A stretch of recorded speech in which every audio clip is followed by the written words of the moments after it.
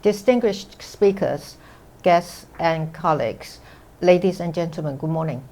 It is my pleasure to help mark the opening of this year's Global Taiwan Institute Annual Symposium. I want to thank GTI Chair Jennifer Hu, Executive Director Russell Hsiao, and the GTI Board and staff for organizing this important event.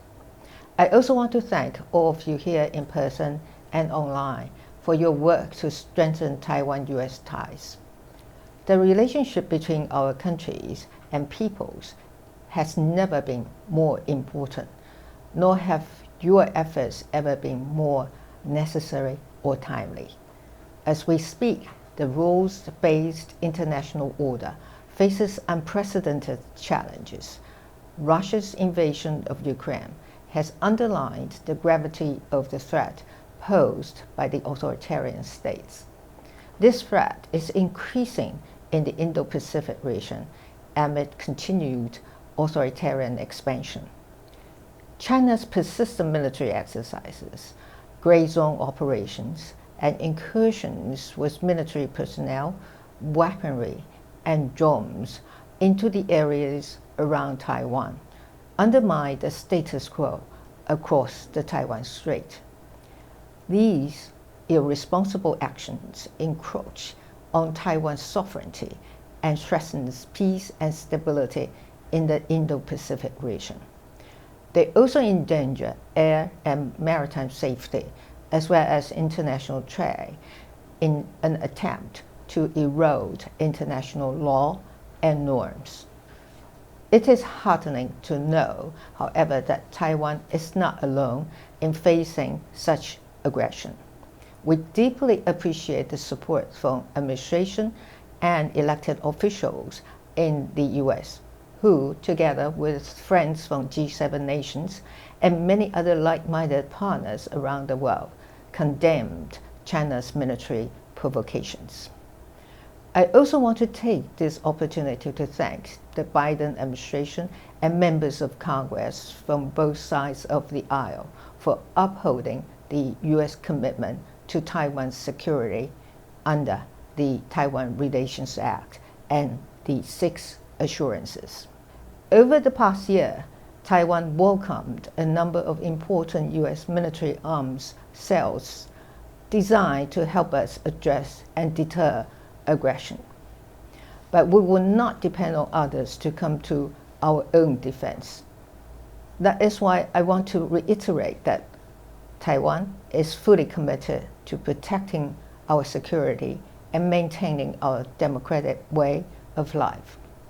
We're also working to adapt our defense strategy to the changing threats we face. To this end, we have substantially increased our defense spending, including on asymmetric warfare capability, weapons upgrades, and domestic vessel production. And earlier this year, we established the All-Out Defense Mobilization Agency to enhance coordination of our reserve training and civil defense. In addition, with about 30 million cyber attacks launched against our government every month, Taiwan is investing in cybersecurity infrastructure and harnessing our newly established Ministry of Digital Affairs to help counter disinformation and hybrid warfare. We know from history and current events that threats against any one country or region translate directly and indirectly to increasing threats against its neighbors. This is why global solidarity is key to countering authoritarian expansion, safeguarding democracy, and addressing shared challenges. Taiwan is a reliable partner and a responsible stakeholder in the rules-based international order, and we always stand ready to lend a hand to friends in need. At the outbreak of COVID-19, Taiwan ramped up our mask production, donating over 10 million face masks to the US alone. And after Russia's invasion of Ukraine, Taiwan donated more than 580 tons of supplies and $45 million in aid to help Ukrainian refugees. But this spirit of solidarity is hampered by the exclusion of Taiwan in the UN system. Taiwanese experts, journalists, and students are denied access to UN meetings, including last month's General Assembly. Despite Taiwan's unique success in containing COVID-19, it is still difficult for Taiwan to coordinate with the World Health Organization on pandemic prevention. And even though Taiwan is a hub of international air travel, we are prevented from engaging with the International Civil Aviation Organization on international aviation safety efforts. Without the chance to participate in these and other specialized agencies of the UN, Taiwan cannot share our expertise on pressing global issues. UN Resolution 2758 is often invoked to justify Taiwan's exclusion, even though this resolution makes no mention of Taiwan. We're grateful to our many allies and friends around the world who have spoken up at the UN and other venues for Taiwan's international participation. Their messages of support reflect the simple truth that only Taiwan's democratically elected government has the right to represent the Taiwanese people. The people of Taiwan, like all other people, deserve the opportunity to be heard and to contribute. The inclusion of Taiwan in the UN system can only benefit global welfare. Despite these barriers to our international participation, Taiwan will continue to work with like-minded partners to advance international development and prosperity. Especially since the pandemic and Russia's invasion of Ukraine exposed critical bottlenecks in global trade, Taiwan has stepped up cooperation with the US and other like-minded countries to ensure the security of key global supply chains.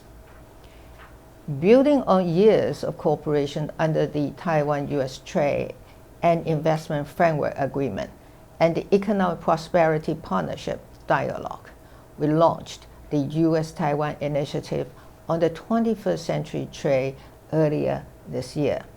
This initiative is a major step forward for our bilateral economic ties and paves the way for greater economic resilience amid a changing global landscape. Taiwan and the US are also actively cooperating in sectors of strategic interest. Taiwanese semiconductor firms are investing billions of US dollars to build plants in the US. These projects are expected to create thousands of jobs and enhance the resilience of our supply chains for key strategic resources. With Taiwan set to open its borders to travelers next week, I look forward to more frequent exchanges with our partners in the US and around the world. At a time when global democracy and the rules-based international order are facing their greatest test since World War II, we must return to what President George Washington called first principles in responding to the challenges of our time. Let us recommit ourselves to the core principles that have guided our shared prosperity. Taiwan stands with the US and our friends and allies in defense of freedom and democracy, and we are grateful for your support of our country.